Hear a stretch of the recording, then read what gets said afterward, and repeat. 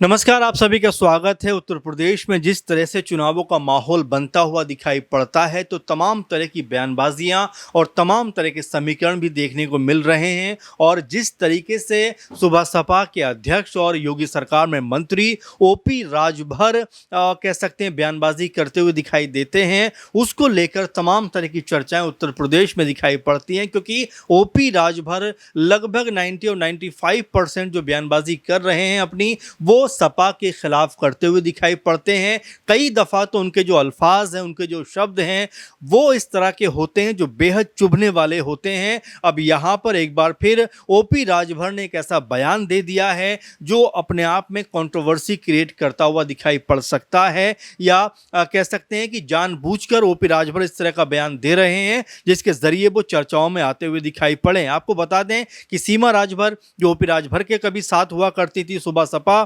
की ही वो नेता थी, वो सपा ज्वाइन कर लेती हैं। और उनको लेकर अब यहाँ पर ओपी राजभर ने जिस तरह के शब्दों का इस्तेमाल किया है, यानी एक जगह पर सीमा राजभर कुछ महिलाओं के साथ में प्रदर्शन कर रही थी और उस प्रदर्शन को लेकर ओपी राजभर ने कहा है कि 8-10 उनके साथ किन्नर थे और वो खुद भी किन्नर की तरह लगती हैं। ये शब्द ओपी राजभर के हैं जो मीडिया से बात करते समय इस तरह के शब्दों का इस्तेमाल करते हैं। अब कई लोग सोशल मीडिया पर पूछते हैं कि बीजेपी जहां एक तरफ महिला सम्मान की बात करती है, महिलाओं को पूरा कह सकते हैं कि उनको इज्जत देने की बात करती है, लेकिन वहीं जब उनके ही सहयोगी दलों के नेता इस तरह की बयानबाजी करते हैं तो आखिर उनके ऊपर कार्रवाई कोई क्यों नहीं होती। ओपी राजभर जिस तरह के बयान देते हैं वो अक्सर चर्चाओं में रहते हैं। आपको याद होगा कि सिर्फ ओपी राजभर इस तरह की बयानबाजी जब बीजेपी के साथ हैं तभी नहीं कर रहे, बल्कि जब सपा के साथ थे 2022 में,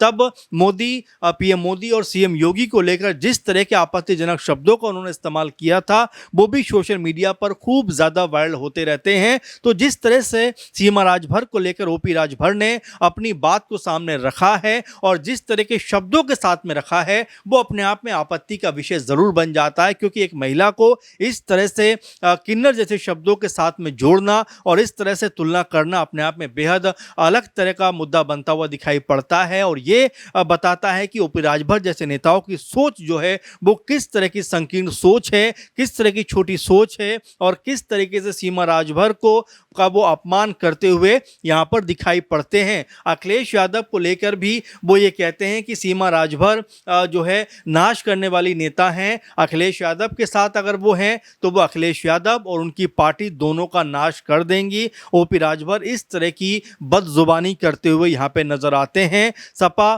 को लेकर लगातार ओपी राजभर जिस तरह की बयानबाजी कर रहे हैं और जिस तरह की बातों को सामने रखते हैं, वो भी अपने आप में तमाम सारे सवाल खड़े करता है कि ओपी राजभर की जो राजनीति है क्या वो सिर्फ सपा के ही खिलाफ है। आप देखेंगे कभी अखिलेश यादव को कहते हैं कि उनको अमेरिका चले जाना चाहिए, कभी कहते हैं कि भाई 45 डिग्री में आप बाहर नहीं निकल सकते, आप एसी में बैठकर राजनीति करने वाले हैं, आप सत्ता परिवर्तन करने की बात करते हैं, लेकिन दूर दूर तक कहीं आपका बदलाव दिखाई नहीं पड़ता। ये ओपी राजभर यहाँ पर कहते हुए नजर आते हैं। साथ में सपा को लेकर एक और उन्होंने बड़ा बयान दे दिया कि सपा में जो पिछड़े हैं और जो दलित हैं उनकी औकात झंडा उठाने की या दरी बिछाने तक ही सीमित है। यानी कि जो गैर यादव लोग जो पार्टी में जुड़े हुए हैं उनको लेकर जिस तरह के शब्दों का इस्तेमाल ओपी राजभर कर रहे हैं कि दलितों की जो औकात है और पिछड़ों की जो औकात है, उनकी औकात ये है कि वो झंडा उठाएंगे सपा में जाकर और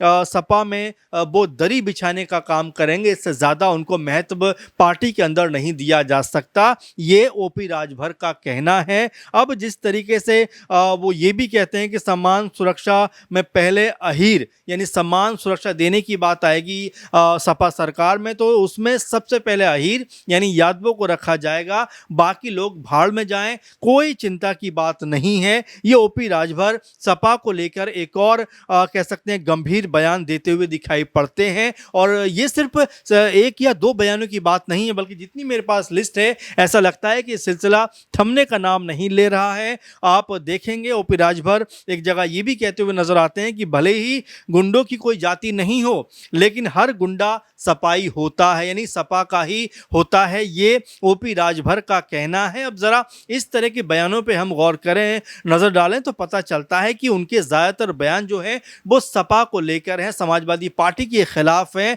और ऐसे में समाजवादी पार्टी को लेकर, खासकर डिंपल यादव और अखिलेश यादव को लेकर जिस तरह की जो भाषा शैली का इस्तेमाल करते हैं, वो भी अपने आप में बेहद जो है आपत्तिजनक, या कह सकते हैं कि वो ठीक तरीके के शब्दों को नहीं रखते हैं, जिनके ऊपर जाहिर बात है किसी को भी तकलीफ और परेशानी होगी। जब प्रतीक यादव का निधन हुआ, उसके 2-3 दिन बाद ही अखिलेश यादव ने एक ट्वीट किया था, और उसके जवाब में कह सकते हैं, या उसको लेकर जिस तरह से ओपी राजभर ने हमला किया था कि भाई की 13वीं तो कम से कम हो जाने देते, उसके बाद आप राजनीति करते। तो इस तरह की मौत को लेकर भी, निधन को लेकर भी ओपी राजभर के जो शब्द हैं वो किस तरह से बदजुबानी में तब्दील होते हुए दिखाई पड़े हैं, ये भी यहाँ पर साफ साफ दिखाई पड़ता है। अब ऐसे में ओपी राजभर जो लगातार अपने आप को मजबूत नेता बताते हैं, आजमगढ़ की तमाम सीटों के ऊपर चुनाव लड़ने की अभी से पहल कर देते हैं, क्या बीजेपी के अंदर जिस तरह सपा में उनको 17-18 सीटें मिली थी चुनाव में लड़ने के लिए, क्या बीजेपी के अंदर इतनी सीटों पर चुनाव लड़ते हुए दिखाई पड़ेंगे? क्योंकि जब से बीजेपी पार्टी के अंदर वो गए हैं तो मंत्री तो भले बन गए, लेकिन उसके अलावा उनकी पार्टी को या उनको कोई विशेष फायदा होता हुआ दिखाई नहीं पड़ा। जब उनके बेटे गाजीपुर से चुनाव लड़ते हैं अरविंद राजभर, और उस चुनाव में जब उनकी हार हो जाती है, उसके बाद भी ओपी राजभर कहते हैं कि अब मोदी और योगी का जो मैजिक है वो पूरी तरीके से खत्म हो गया है। यानी वो अपनी ही कह सकते हैं कि जो सत्ताधारी पार्टी है उसके खिलाफ ही जो है ओपी राजभर यहाँ पर अनाप शनाप बयानबाजी करते हुए दिखाई पड़ते हैं। तो मिला जुला कर देखा जा सकता है कि ओपी राजभर की जो बयानबाजी है वो ये दर्शाती है कि वो सिर्फ सपा को ही टारगेट नहीं करते, बल्कि समय समय पर बीजेपी को भी टारगेट कर देते हैं। अब ऐसे में जिस तरह से उन्होंने सपा को लेकर तमाम तरह के मुखर बयान दिए हैं, तमाम तरह के ऐसे बयान दिए हैं जिनसे कंट्रोवर्सी या विवाद उत्पन्न हो सके, उसको देखकर लगता है कि ओपी राजभर शायद अपने आप को इसी तरह से चर्चाओं में लेकर आना चाहते हैं, अपने आप को इसी तरह से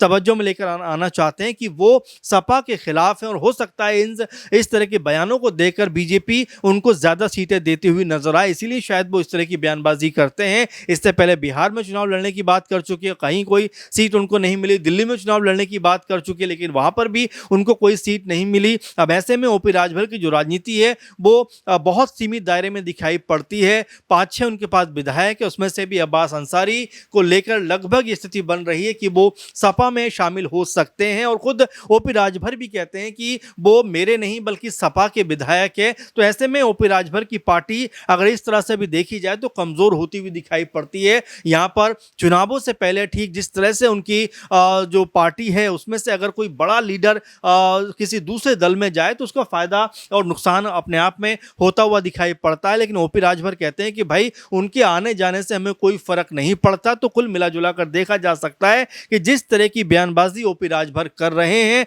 क्या वाकई में बीजेपी को खुश करना चाहते हैं, क्या वाकई में बीजेपी से अधिक सीटें लेना चाहते हैं, इसलिए ही इस तरह की अनाप शनाप बयानबाजी कर रहे हैं, या इसके पीछे मकसद कुछ और है, ये जो है अपने आप में बिल्कुल विचार का विषय हो सकता है। और खासकर सपा की तरफ से जो लगातार ओपी राजभर के बयानों पर पलटवार तो कर रही है, लेकिन जिस तरह से ओपी राजभर ने एक महिला नेता के लिए जिस तरह से आपत्तिजनक शब्दों का इस्तेमाल किया है और किन्नर से उनकी तुलना की है, उसको लेकर अपने आप में सोशल मीडिया पर उनके खिलाफ एक माहौल बनता हुआ दिखाई पड़ता है। कई लोग ये कहते हुए नजर आ रहे हैं कि भाई ओपी राजभर को महिलाओं का सम्मान करना नहीं आता, इसीलिए वो इस तरह के शब्दों का इस्तेमाल कर रहे हैं। अब आप इसको लेकर क्या सोचते हैं, क्या समझते हैं कि क्या वाकई ओपी राजभर जैसे नेताओं को सीमा राजभर जैसी महिला नेता के खिलाफ इस तरह के शब्दों का इस्तेमाल करना चाहिए, इस तरह की बयानबाजी करनी चाहिए? उनकी राजनीति को आप किस तरह से देखते हैं? और साथ में आने वाले दिनों में क्या